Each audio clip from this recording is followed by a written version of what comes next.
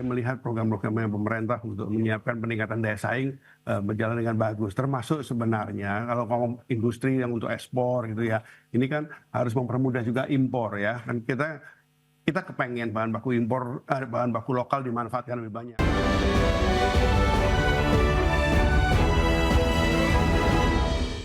Keinformasi selanjutnya, pengamat ekonomi menilai pemerintah harus membuka ruang kemitraan perdagangan seluas-luasnya di tengah tekanan perdagangan global, di mana pemerintah perlu secara agresif memperbanyak kemitraan perdagangan internasional dan domestik untuk mendorong pertumbuhan ekonomi dan memperluas pasar ekspor. Pengamat ekonomi sekaligus Kepala Sekolah Ekspor Nasional Handito Jono menilai strategi melibatkan penguatan diplomasi ekonomi, peningkatan partisipasi UMKM dalam rantai pasok global, serta kemitraan dengan retail modern dan swasta dapat membuka dan memperbanyak peluang kemitraan perdagangan di pasar global. Untuk itu, Handito berharap pemerintah aktif membangun hubungan baik dengan negara mitra dengan menggunakan perjanjian dagang untuk mempermudah akses produk lokal ke pasar global. Di mana dengan memperkuat kemitraan diharapkan daya saing produk Indonesia meningkat, terjadi pemerataan ekonomi dan tercipta lapangan kerja baru. Saya melihat program-programnya pemerintah untuk menyiapkan peningkatan daya saing berjalan dengan bagus. Termasuk sebenarnya kalau ngomong industri yang untuk ekspor gitu ya, ini kan harus mempermudah juga impor ya. Dan kita kepengen bahan baku impor, bahan baku lokal dimanfaatkan lebih banyak. Tapi jujur untuk kepentingan ekspor masih dibutuhkan impor dari produk-produk tertentu. Saya baru pulang dari kegiatan pertemuan konferensi dengan Kanada 2 hari di Singapura, dan di sana saya lihat memang ada kesempatan resiprokal yang kita bisa bangun kan gitu. Kita membutuhkan gandum yang nggak mungkin ditanam dengan baik di Indonesia. Kita jagung sudah lumayan bagus tapi masih kurang, dan apalagi untuk kebutuhan dalam negeri susu dan sebagainya. Nah, ini membuat kita memang harus juga di satu sisi kita harus. Masih di Market Highlight pemirsa, dan kita ke informasi selanjutnya, di mana Direktorat Jenderal Pengelolaan Pembiayaan dan Risiko Kementerian Keuangan merilis atau mencatat posisi utang pemerintah per 31 Desember 2025 mencapai 9.637,90 triliun rupiah, di mana rasio utang terhadap produk domestik bruto berada di level 40,46% yang menunjukkan posisi fiskal yang masih terkendali. Dari total utang tersebut, instrumen surat berharga negara mendominasi sebesar 8.387,23 triliun rupiah atau setara 87,02% dari seluruh komposisi utang pemerintah. Sementara sisanya berasal dari porsi pinjaman yang mencapai 1.250,67 triliun rupiah.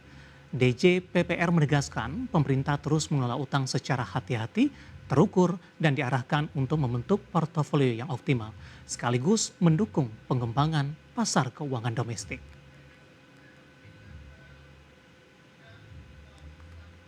Wakil Ketua Dewan Ekonomi Nasional Mari Elka Pangestu menilai posisi utang pemerintah yang mencapai 9.630 triliun atau sebesar 40,46% dari produk domestik bruto masih terbilang relatif rendah dibandingkan dengan banyak negara lainnya.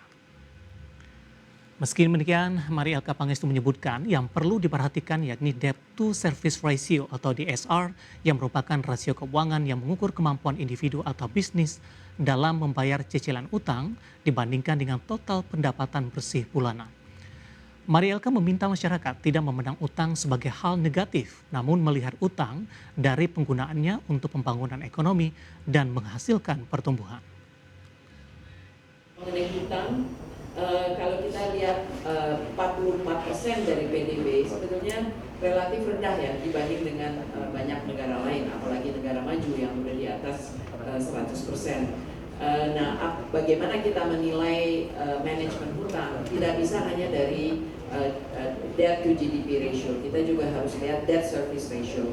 Jadi berapa banyak anggaran kita yang juga terserap untuk membayar bunga misalnya ya di dalam revenue. Jadi pertama kita harus melihat yes, penggunaan hutang itu benar nggak dipakai untuk growth, karena itulah yang bukan hutang yang, jangan melihat hutang itu sebagai hal yang negatif ya. Semua negara juga berhutang. Yang penting hutang itu digunakan untuk menghasilkan growth atau tidak, sehingga bisa. Kita beralih ke informasi lainnya pemirsa, di mana Presiden Prabowo Subianto menegaskan komitmennya untuk memperkuat sektor kelautan melalui pembangunan desa-desa nelayan secara terintegrasi di seluruh Indonesia. Pemerintah pun menargetkan pembangunan 1.000 desa nelayan sebagai bagian dari target pembangunan 5.000 desa nelayan hingga 2029 mendatang. Presiden Prabowo mengatakan setiap desa nelayan akan dilengkapi dengan pabrik es, cold storage, dermaga, kapal, serta kendaraan operasional. Hal itu guna memastikan rantai distribusi hasil tangkapan berjalan dengan efisien. Presiden mengatakan pembangunan desa nelayan diharapkan mampu menjadi solusi atas kesulitan nelayan untuk mendapatkan solar serta tidak adanya pabrik es dan untuk mensuplai cold storage. Nelayan-nelayan kita belum pernah dapat perhatian. Mereka kadang-kadang tidak bisa punya es. Tidak ada pabrik es di desa mereka. Mereka sulit dapat solar. Mereka sulit untuk dapat akses ke pasar ini. Kita rubah, kita totalnya dalam 4 tahun mendatang. Kita ke informasi pertama pemirsa, di mana Presiden Prabowo Subianto menegaskan komitmen pemerintah untuk memperkuat ekspor dan menyederhanakan regulasi. Upaya ini dinilai sangat strategis untuk menyelaraskan langkah bersama mendorong perekonomian nasional. Panjang tahun 2025, ekspor komoditas non-migas tercatat tumbuh 7,66%. Dua komoditas utama andalan ekspor Indonesia juga menunjukkan kinerja positif pada 2025. Minyak kelapa sawit mentah tumbuh 27,94% dengan kontribusi 12,73% terhadap total ekspor. Secara sektoral, peningkatan nilai ekspor pada 2025 didorong sektor industri pengolahan dengan kontribusi 10,77% dan pertumbuhan mencapai 14,47%. Presiden Prabowo Subianto pun menegaskan komitmennya untuk terus mempermudah regulasi ekspor. Katakan kita ingin jadi negara yang maju, benar. Kita ingin menjadi negara maju. Tapi jangan kita berpretensi kita mau mencapai tingkatan yang sama dengan negara-negara yang sudah ratusan tahun sebelum kita mencapai tingkat teknologi dan industri yang sangat maju.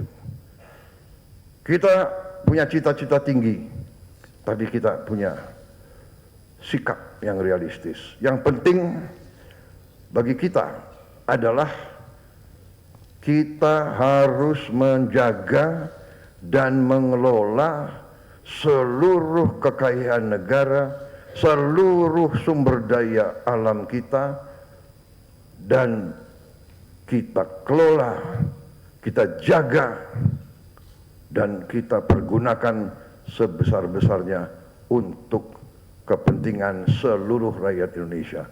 Itu tujuan kita.